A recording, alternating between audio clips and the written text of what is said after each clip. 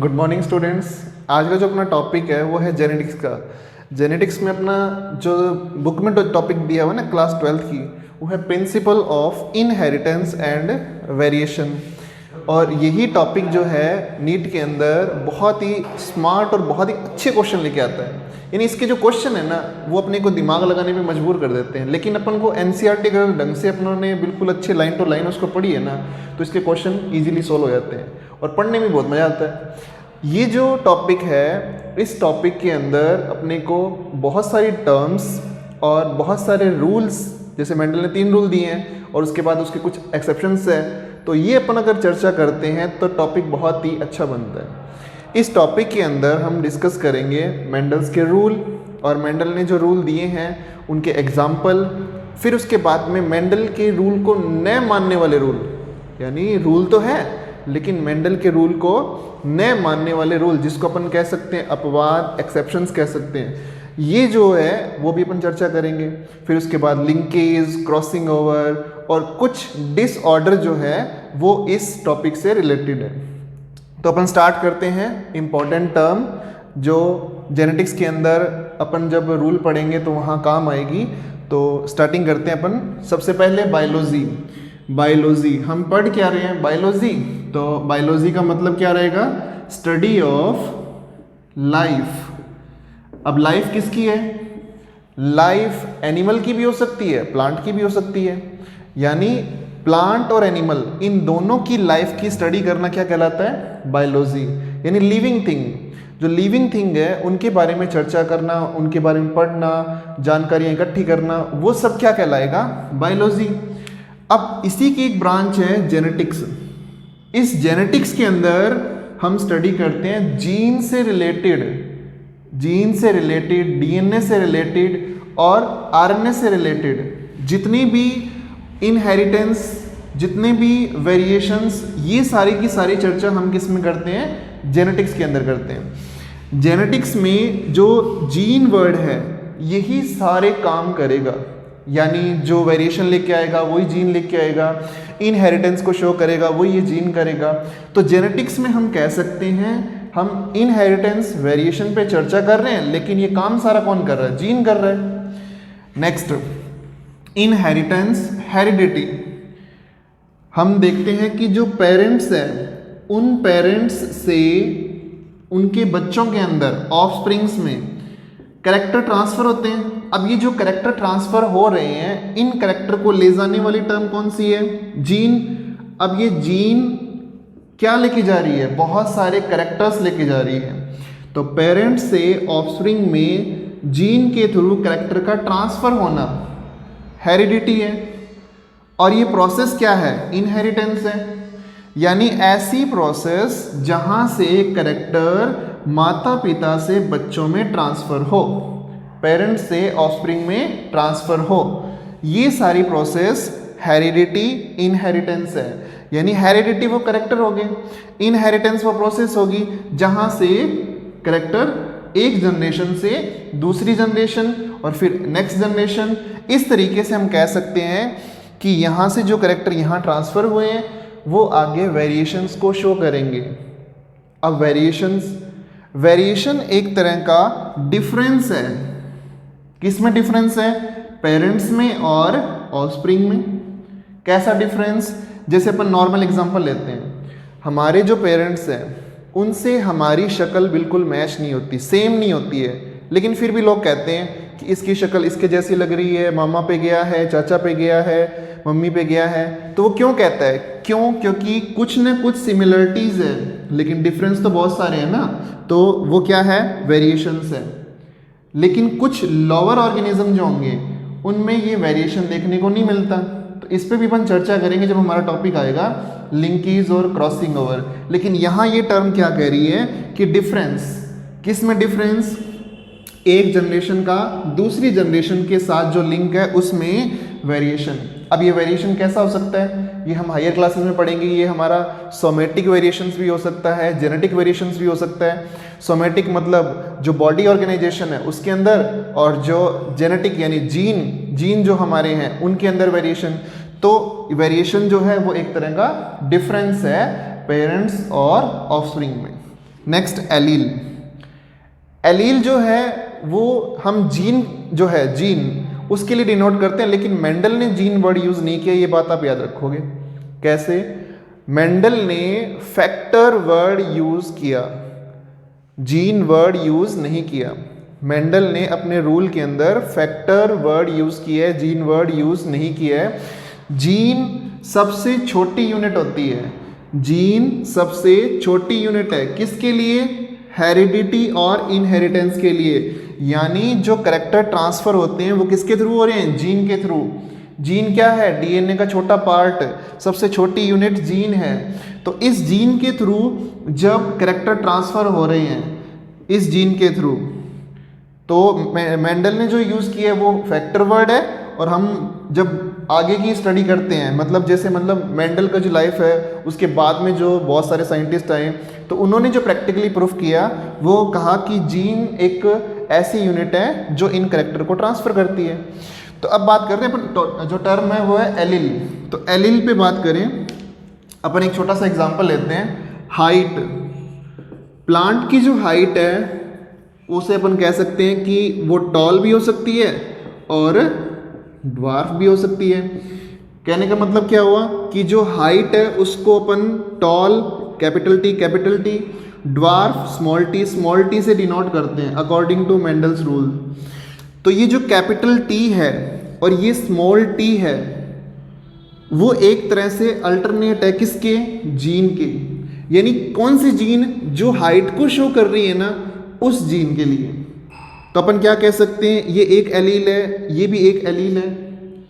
यानी जो हाइट जो है उसको बढ़ाने वाली जो जीन है उस जीन के लिए ये वाले एलील हो सकते हैं।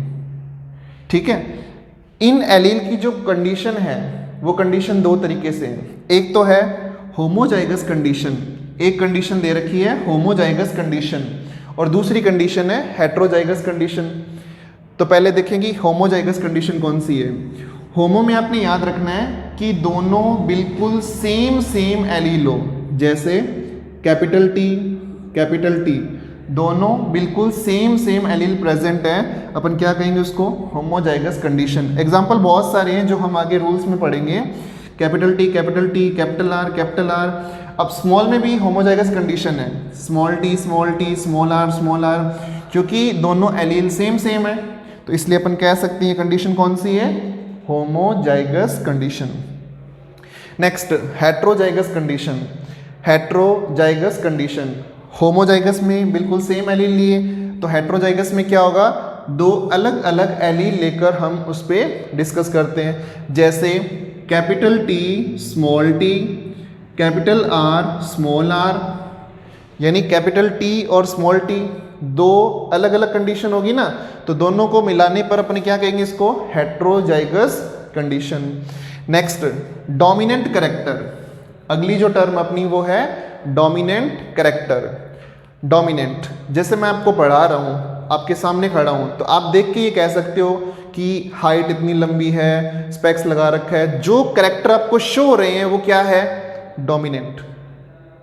यानी आप किसी भी प्लांट एनिमल के लिए बाहर से देखकर जो कैरेक्टर बता सकते हो वो कौन से कैरेक्टर होंगे? डोमिनेंट कैरेक्टर होंगे। यानी जो एक्सप्रेस हो रहे हैं, जो सामने आपको दिखाई दे रहे हैं, वो सारे कैरेक्टर कौन से होते हैं? डोमिनेंट। तो मेंडल ने जो प्रैक्टिकल किए हैं वो पी प्लांट पे किए हैं, तो पी प्लांट पर अपन को जो कैरेक्टर शो होंगे वो सारे कौन से होंगे? Dominant character. नेक्स्ट है रिसेसिव। आप जो हिंदी वाले स्टूडेंट है इसके लिए यूज़ कर सकते हैं प्रभावी वर्ड यूज़ कर सकते हैं। प्रभावी का मतलब जो दिखाई दे रहे हैं, और रिसेसिव में अप्रभावी, जो दिखाई नहीं दे रहे हैं, छुपे हुए हैं, हिडन कैरेक्टर। रिसेसिव कैरेक्टर, ऐसे कैरेक्टर जो प्लांट में है लेकिन अपन को दिखाई नहीं दे रहे, तो क्या बोलेंगे उन्हें? हिडन कैरेक्टर, यानी रिसेसिव हुए वो। तो पी प्लांट पर जब हम प्रैक्टिकल पढ़ते हैं, उनको समझते हैं, तो उनमें कुछ कैरेक्टर ऐसे हैं जो कि अपन को दिखाई नहीं देते हैं, तो उन्हें क्या बोलेंगे अपन? रिसेसिव। जैसे मान लो मुझे कोई डिजीज़ है, मान लो मेरी बॉडी में कोई डिजीज़ है, तो क्या वो एक्सप्रेस हो रही है क्या? मान लो मुझे लंग्स का कैंसर है, तो वो एक्सप्रेस नहीं हो रहा है। जब तक उसके सिम्टम आपको पता नहीं हो रहा है, आप नहीं बता सकते कि इसको लंग्स का कैंसर है। तो इसका मतलब वो कौन सा करेक्टर हुआ मेरा? हिडन करेक्टर, यानी रिसेसिव करेक्टर है। तो डोमिनेंट और रिसेसिव, डोमिनेंट जो बाहर से एक्सप्रेस हो, रिसेसिव जो हिडन करेक्टर हो, जिन्हें हम जेनेटिक यानी जीन से बता सकें, तो वो कौन से करेक्टर होंगे? रिसेसिव। नेक्स्ट है फिनोटाइप और जीनोटाइप। ये दोनों हम जब रूल्स, क्रॉस, हाइब्रिड क्रॉस, इनके अंदर हम जब रिजल्ट निकालते हैं, तो जो पीढ़ियाँ यानी जो जनरेशन हमें मिलती है, उन जनरेशन का रेशो निकालने के लिए हम ये दो टर्म यूज़ करते हैं। जैसे मान लो हमने क्रॉस करवाया किन्हीं दो ए और बी प्लांट का, इनसे मिलकर जो हमें उनकी नेक्स्ट जनरेशन मिली, जो हमें नए प्लांट मिले, तो उनके अंदर फिनोटिपिक रेशो क्या रहा, जीनोटिपिक रेशो क्या रहा। कैसे?